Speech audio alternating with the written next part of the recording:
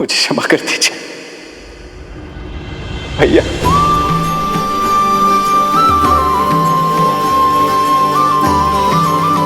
क्षमा कर दीजिए भैया। लक्ष्मण उठो।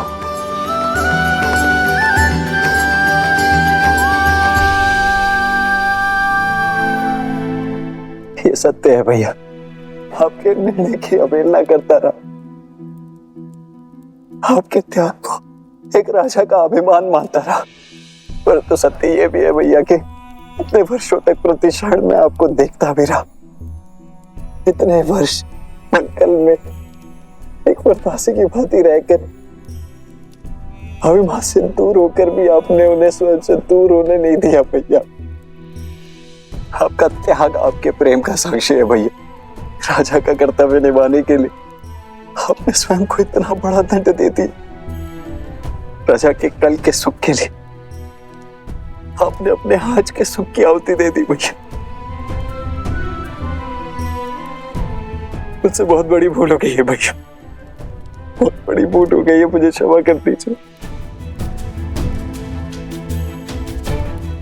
नहीं लक्ष्मण,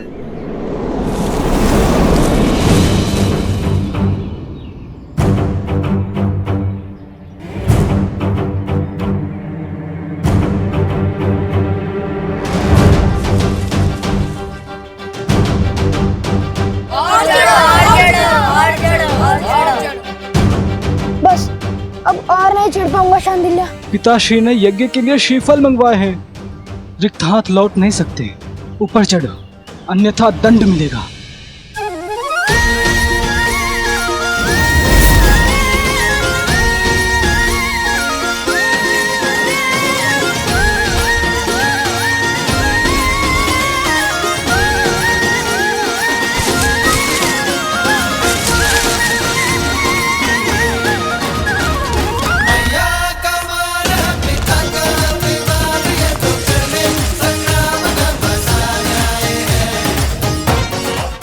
कुमुदनी, कहाँ चले गए ये दोनों? कहीं दिखाई नहीं दे रहे। माता आ गई।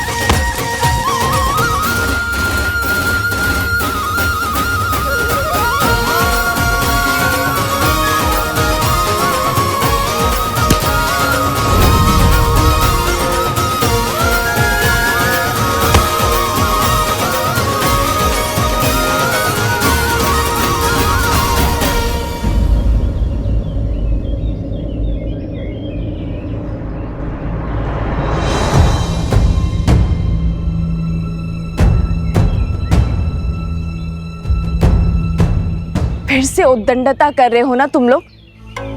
नहीं मानोगे ना तुम दोनों?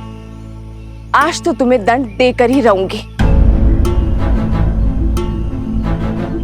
कुश, नीचे आओ। नहीं, मैं नहीं आऊंगा। अब दंड दोगी। ऊपर रहकर क्या दंड से बच जाओगे? मैं भी देखती हूँ कि कैसे नहीं उतरते।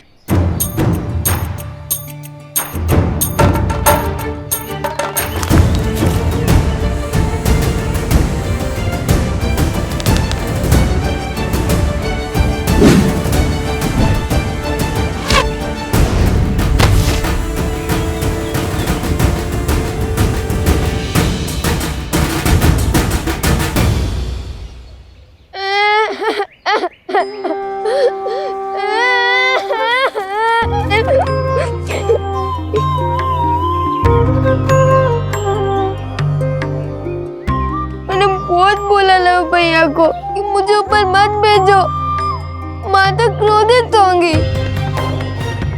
फिर उन्होंने मेरी एक ना सुनी। बड़े भैया का आग्रह था, वरना मैं और इतना बड़ा दुस्साहस। रोना बाद में, पहले दंड लो। जब डांटने का उद्देश्य पूरा हो गया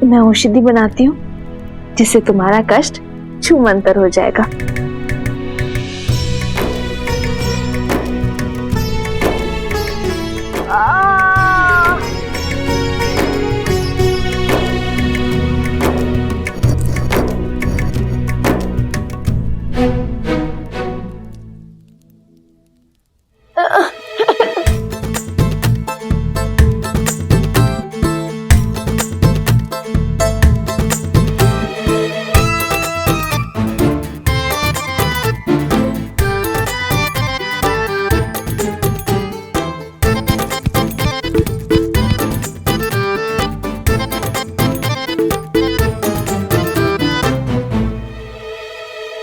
माता रहने दीजिए ना, इतनी भी पीड़ा नहीं हो रही माता।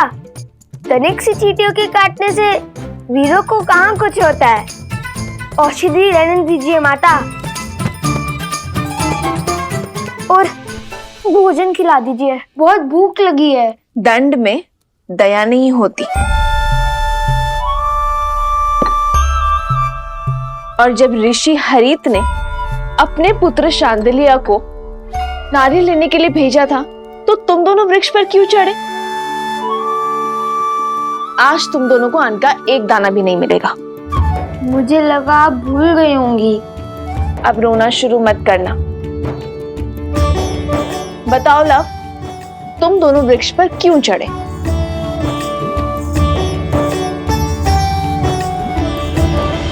हम ये जो पूंछ लगाकर घूमते रहते हैं ना, उसके कारण आश्रम के सभी बालक हमारा उपहास उड़ाते हैं, वानर वानर कहते हैं।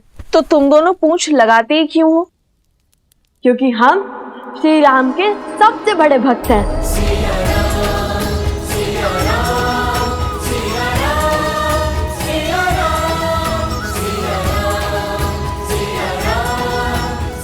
हनुमान जी से भी बड़े भक्त हैं। इसलिए पूंछ तो लगानी ही पड़ती है ना। तो इसका शांडिल्य से लड़ाई का क्या संबंध है? और तुमने उसके कार्य में बाधा क्यों डाली?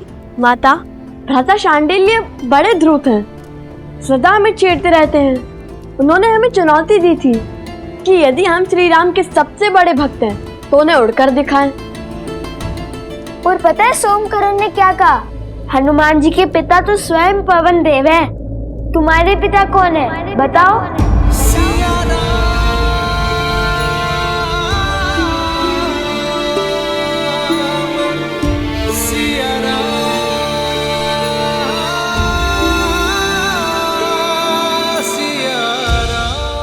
तो तुमने क्या उत्तर दिया? उत्तर तो भैया ने दिया है कि पिता ज्ञान देते हैं और माता संस्कार। हमें तो दोनों ही माता से प्राप्त हुए, तो हमारी माता ही पिता हुए। अब आप बताइए, यदि हमारी माता ही हमारे पिता है तो इसमें समस्या क्या है? हमें तो नहीं है। माता, हम उड़ तो नहीं पाए, पर वानरों के बाती वृक्ष पर चढ़कर नारियल अवश्य तोड़ लाए हम, है ना भैया? तो हुए ना हम श्री राम के सबसे बड़े भक्त।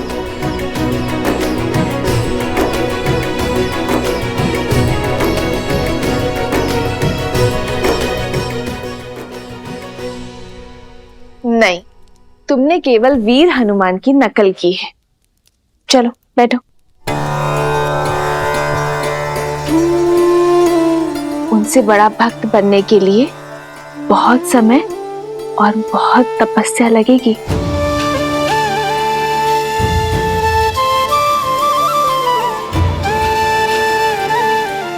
चलो भोजन करते हैं।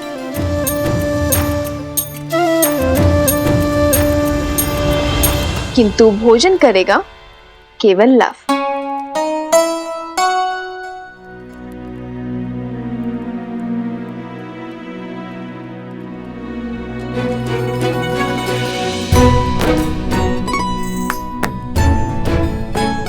किंतु तुम्हारे दंड का क्या? तुम भोजन नहीं खा सकते। मैंने तो सिर्फ मुंह खोला था, किंतु ग्रास तो माता ने खिलाया है। दंड में मुंह खोलना अपराध थोड़ी ना है ना? है ना?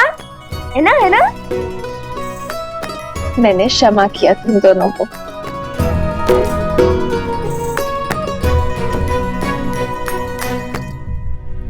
माता, जब हम राजा राम से मिलेंगे ना, तो उन्हें अवश्य बताएंगे कि हम हनुमान जी की भांति वृक्ष पर चढ़ सकते हैं, भांति भांति के कर्तव्य दिखा सकते हैं। फिर उन्हें विश्वास हो जाएगा कि हम उनके सबसे बड़े भक्त हैं।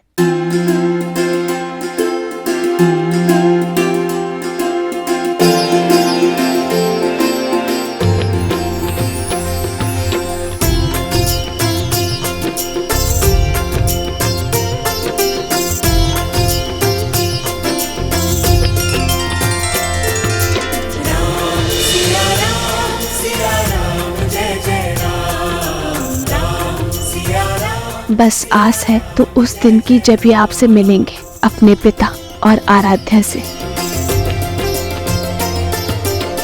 राजकुमार शत्रुघ्न की, राजकुमार शत्रुघ्न की, राजकुमार शत्रुघ्न की, राजकुमार शत्रुघ्न की, राजकुमार शत्रुघ्न की, राजकुमार शत्रुघ्न की, राजकुमार शत्रुघ्न की, राजकुमार शत्रुघ्न की, राजकुमार शत्रुघ्न की।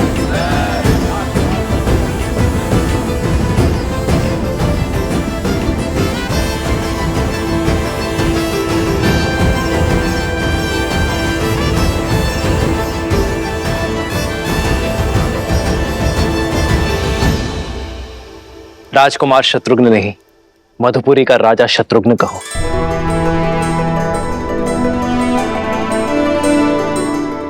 मधुपुरी राज शत्रुघ्न की।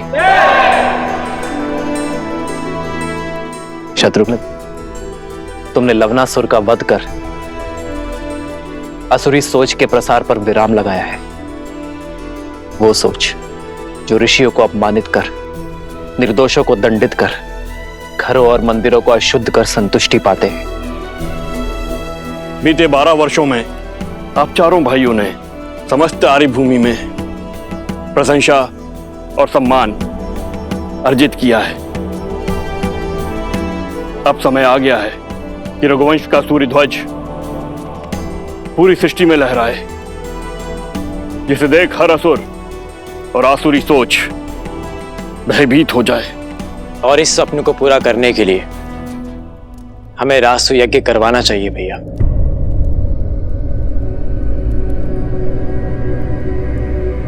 नहीं भरत,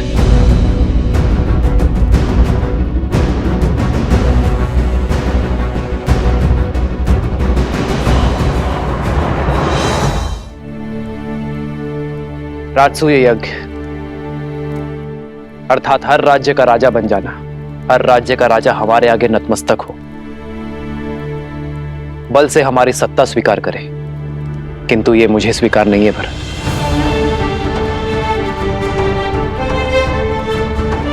रामराज्य का लक्ष्य है कि हर कोई मन से स्वतंत्र अनुभव करे, मन से मुक्त अनुभव करे। किसी का राज्य छीनकर मैं धर्म का प्रतीक अयोध्या का पावन ध्वज नहीं लहरा सकता भरत। जिस राज्य का राजा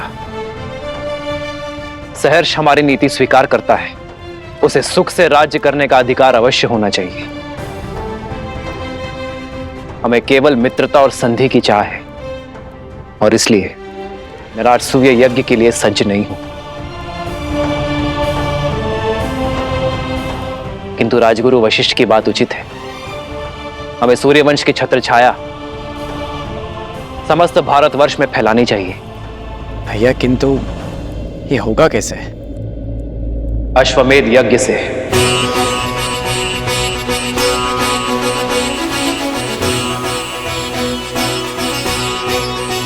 महाराज के कहने का तात्पर्य कि जो भी राज्य हमारे यज्ञ के अश्व का श्रद्धा पूर्वक स्वागत करेगा,